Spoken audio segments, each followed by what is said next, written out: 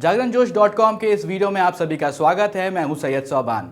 इस वीडियो में हम जानेंगे कि आज के करंट अफेयर से क्या कुछ सवाल बनाए जा सकते हैं, उनके सही जवाब क्या होंगे और उनसे रिलेटेड कुछ की फैक्ट्स के बारे में भी जानेंगे। तो चलिए शुरू करते हैं पहले सवाल के साथ। बिहार सरकार ने कोरोना वायरस से बढ़ते मामलों को देखते हुए राज्य में लॉकडाउन को कितने तारीख तक के लिए बढ़ा दिया है? इसका सही जवाब है ऑप्शन ए 16 अगस्त। यहाँ पर दोस्तों आपको बता दें कि बिहार में लॉकडाउन 16 अगस्त तक के लिए बढ़ा दिया गया है। इसके साथ साथ कुछ रियायतें भी दी जाएंगी और लॉकडाउन के दौरान बिहार में सभी सामाजिक और राजनीतिक, खेल, मनोरंजन, शैक्षणिक, सांस्कृतिक, धार्मिक कार्य सभा पर रोक पहले की तरह जारी रहेगी। और महाराष्ट्र, पश्चिम बंगाल समेत कई राज्यों ने बढ़ते कोरोना के मामले को देखते हुए जो लॉकडाउन है उसको बढ़ाने की घोषणा करी है। वैसे अगर देखा जाए तो अनलॉक 1 की शुरुआत अगस्त के महीने से हो गई है और इसमें कुछ रियायतें दी गई हैं, जैसे कि जो जिम है उनके कुछ पाबंदी लगा करके खोलने की अनुमति दी गई है। और मॉल्स तो पहले से ही खुल चुके हैं बट उसमें भी कुछ पाबंदियां हैं।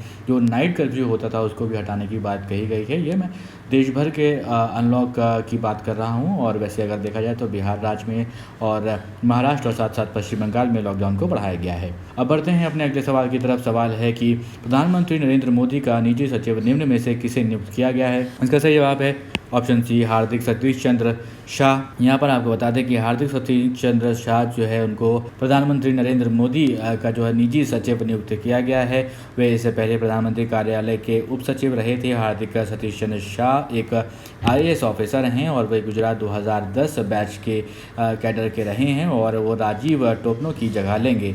गत वर्ष PMO में भेजे जाने से पहले वो हार्दिक सतीश चंद्र शाह पर्यावरण, वन एवं जलवायु परिवर्तन मंत्री प्रकाश जावड़ेकर जी के निजी सचिव के तौर पर कार्यरत थे।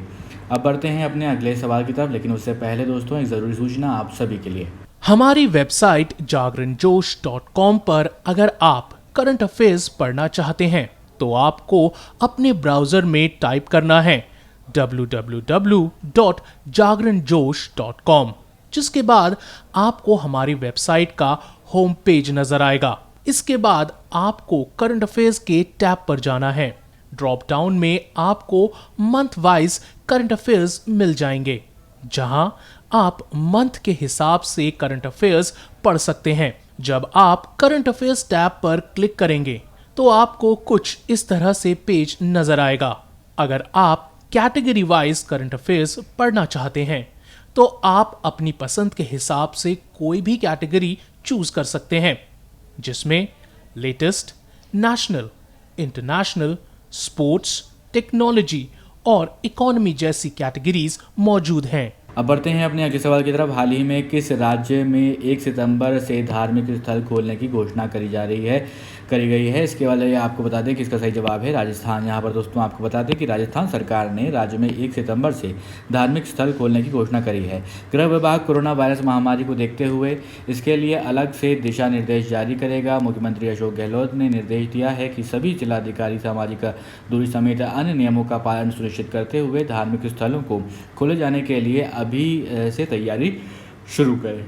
अब बढ़ते हैं अपने अगले सवाल की तरफ। मानव तस्करी के खिलाफ विश्व दिवस यानी कि world day against trafficking in person निम्न में से किस दिन मनाया जाता है? तो इसका सही जवाब है 30 जुलाई। यहाँ पर दोस्तों आपको बता दें कि मानव तस्करी के विरुद्ध जागरूकता और पीड़ित व्यक्तियों के अधिकारों की रक्षा के लिए 30 जुलाई को मानव तस्करी के विरुद्ध विश्व दिवस के रूप में मनाया जाता है। इस वर्ष UNODC यानी कि United Nations office on drugs and crimes द्वारा मानव तस्करी के विरुद्ध विश्व दिवस की थीम जो रखी गई है committed to the cause working on the front line to end human trafficking.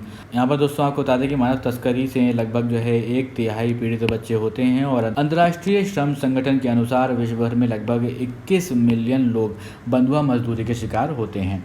अब बढ़ते हैं अपने अगले सवाल की तरफ। सवाल है कि भारतीय मानक IAS जो इंडियन स्टैंडर्ड्स होता है व्यवस्था के तहत भारत ने मार्च 2021 तक कितनी वस्तुओं को शामिल करने की घोषणा करी है? इसका सही जवाब है 371 श्रेणियाँ। यहाँ पर दोस्तों आपको बता दें मार्च 2021 तक अनिवार्य रूप से भारतीय मानक व्यवस्था के तहत लगभग 371 श्रेणियाँ की वस्तुओं को शामिल करने का फैसला किया गया है। इन वस्तुओं में उपभोक्ता इलेक्ट्रॉनिक्स, खिलौने, कागज़, ग्लास, रबर का सामान, भारी मशीनरी, स्टील बार और स्टील ट्यूब शामिल किया है। और इसमें अधिकांश आइटम जो भारत ने अपनी गुणवत्ता प्रतिबंध व्यवस्था के तहत जो है शामिल करने की योजना बनाई है और वो बड़े पैमाने पर चीन से आयात किए जाते हैं। इस कदम से विभिन्न अवमानक वस्तुओं के आयात पर अंकुश लगेगा। अब बढ़ते हैं अपने अगले सवाल की तरफ। सवाल है कि हरियाणा सरकार ने पहलवान बबीता फोगाट को और किसे खेल विभाग में उप निदेशक यानी कि डिप्टी डायरेक्टर बनाया है? इसका सही जवाब है कविता दलाल। यहाँ पर दोस्तों आपको बता देते हैं कि हरियाणा सरकार ने पहलवान जो हैं बबीता फोगाट आप सभी जानते हैं और कविता देवी को खेल एवं युवा मामले विभाग में उप निदेशक नियुक्त किया है। इन दोनों पहलवानों ने इस पद के लिए राज्य सरकार को आवेदन दिया था और उन्होंने जो है हरियाणा उत्कृष्ट खिलाड़ी यानी कि भर्ती और सेवा की शर्तें नियम 2018 के तहत उप निदेशक खेल के पद पर नियुक्त उनको कर लिया गया है। आदेशों के अनुसार दोनों को 1 महीने के अंदर विभाग से जुड़ना होगा। अंतर्राष्ट्रीय पहलवान बबीता फोगाट प्रसिद्ध कुश्ती कोच महावीर फोगाट की बेटी भी हैं और 2014 राष्ट्रमंडल खेलों की स्वर्ण पदक विजेता भी रही हैं। अब दोस्तों एक सवाल वो जिसका जवाब हमने आपसे पिछले वीडियो में पूछा था। सवाल था कि भारतीय मूल की निम्न में से किस लेखिका के उपन्यास बर्न शुगर को प्रतिष्ठित अवार्ड बुकर हेतु शामिल किया गया है? इसका सही जवाब है ऑप्शन ए अवनी दोषी। आप में से बहुत सारे दोस्तों ने इसका सही जवाब दिया है। यहाँ पर दोस्तों आपको बता दें कि दुबई में रहने वाली भारतवंशी लेखिका जिनका नाम है क्या अवनी दोषी, उनके समेत 13 लेखकों के नाम को 2020 बुकर पुरस्कार जो है उसके लिए संक्षिप्त सूची में शामिल उनको किया गया है। इस सूची में 2 बार बुकर पुरस्कार जीत चुकी हैं हिलरी मेंटल का भी जो है उनका भी नाम शामिल किया गया है। चयन मंडल ने लेखकों की संक्षिप्त सूची तैयार करने के लिए ब्रिटेन और आयरलैंड में अक्टूबर 2019 से प्रकाशित 162 उपन्यासों का आकलन किया है। इसमें 6 लेखकों के नाम घोषणा सितंबर में होगी और नवंबर में पुरस्कार की घोषणा करी जाएगी। अब दोस्तों एक सवाल आपके लिए जिसका जवाब आपको हमें कमेंट बॉक्स में लिखकर देना होगा। सवाल है कि नासा ने हाल ही में मंगल ग्रह पर अध्ययन करने के लिए किस मिशन को लॉन्च किया है? अभी हाल ही की बात है, आपको ध्यान होगा अगर आपने इसकी पढ़ाई करी होगी तो आपके ऑप्शंस हैं आर्टेमिस 1, जुपिटर 2020, मार्स 2020 या फिर इनमें से कोई भी नहीं। तो आप अपने जवाब हमें कमेंट बॉक्स में लिखकर बताइए। ये वीडियो आपको पसंद आया तो इस वीडियो को लाइक करें, इस वीडियो को शेयर करें और अभी तक आपने हमारे चैनल को सब्सक्राइब नहीं किया है तो ज़रूर सब्सक्राइब करें और देखते रहें जागरणजोश.com।